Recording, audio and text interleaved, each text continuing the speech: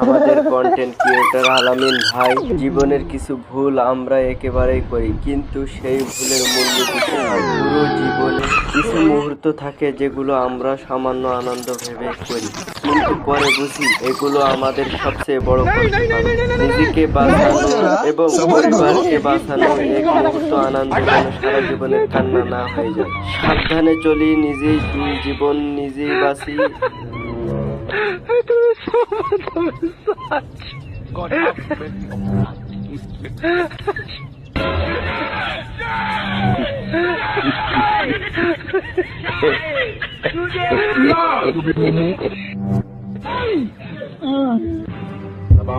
Igreja, igreja, só desce, desce, desce. aujourd'hui aussi, c'est un autre. Ya ilah. Subhanallah, sérieux?